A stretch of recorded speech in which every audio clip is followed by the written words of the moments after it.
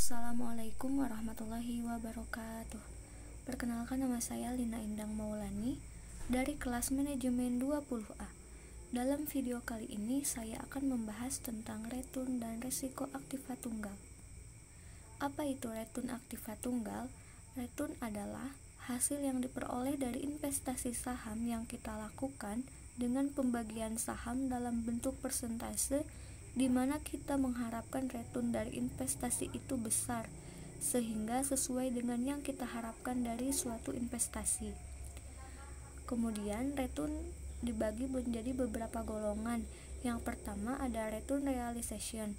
Yang termasuk ke dalam return realization yaitu return total, return relatif, return kumulatif, return disesuaian, dan rata-rata geometrik.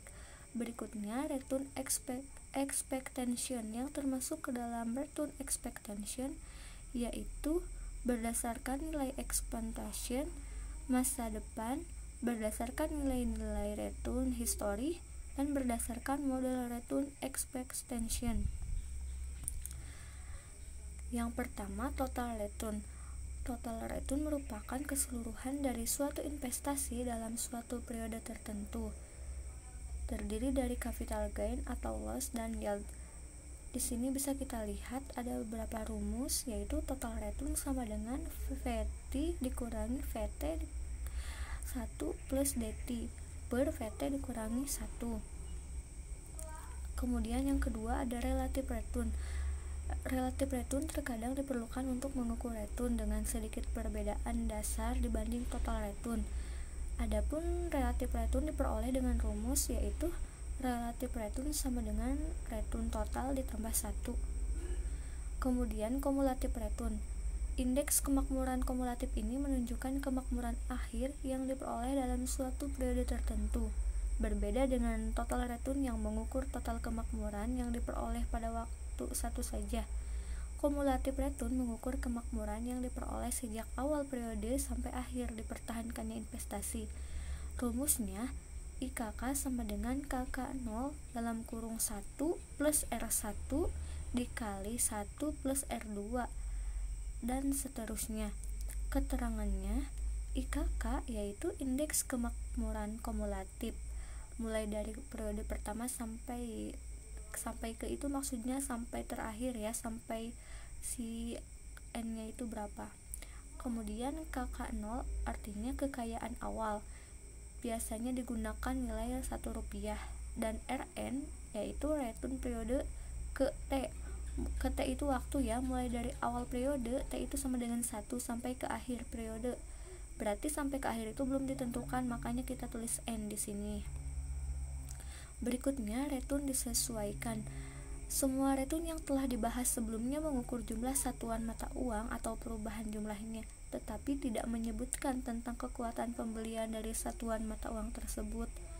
Untuk mempertimbangkan kekuatan pembelian satuan mata uang, perlu mempertimbangkan real return atau inflation adjusted return dengan rumus RIA sama dengan 1 ditambah R per 1 plus IF, dengan keterangan R1A yaitu return sesuaian inflasi, R return nominal, dan IF tingkat inflasi.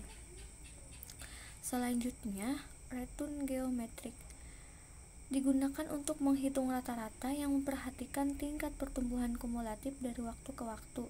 Rumusnya RG sama dengan 1 plus R1 dikali 1 plus R2 titik 1 plus Rn dikali 1 per N kurangi 1. Keterangannya RG itu rata-rata geometrik, RI return untuk periode ke I, dan N jumlah dari return itu sendiri. Selanjutnya return ekspektasi. Return ekspektasi atau expected return merupakan return yang digunakan untuk pengambilan keputusan investasi. Return ini penting dibandingkan dengan return historis karena return expectation merupakan return yang diharapkan dari investasi yang akan dilakukan. Return expectation dapat dihitung berdasarkan beberapa cara sebagai berikut, yaitu nilai expectation masa depan, nilai-nilai return, historis expectation yang ada. Berdasar nilai ekspektasi masa depan, adanya ketidakpastian tentang return yang diperoleh masa mendatang, sehingga perlu diantisipasi beberapa hasil masa depan dengan probabilitas kemungkinan terjadi.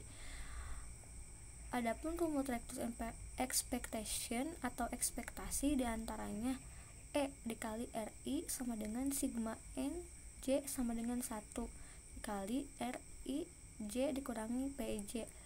Keterangannya yaitu E kali R1 return expectation suatu aktiva atau sekuritas ke I, RIJ sama dengan hasil masa depan ke J untuk sekuritas ke I, dan PJ sama dengan probabilitas hasil masa depan ke J, dan terakhir N yaitu jumlah dari hasil masa depan.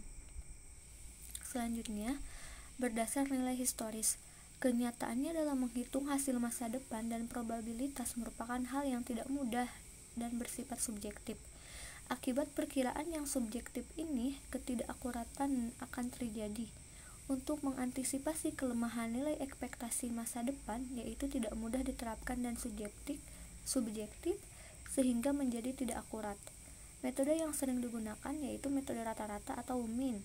Diasumsikan return expectation dapat dianggap sama dengan rata-rata nilai historisnya. Kemudian metode trend, jika pertumbuhan return akan diperhitungkan, dan metode jalan acak atau random walk digunakan bila distribusi data return bersifat acak. Yang ketiga, berdasarkan model return expectation. Model-model untuk menghitung hasil ekspektasi sangat dibutuhkan. Model yang tersedia yang populer dan banyak digunakan adalah single index model dan model CAPM. Kemudian selanjutnya resiko. Resiko dari investasi sangat perlu diperhitungkan.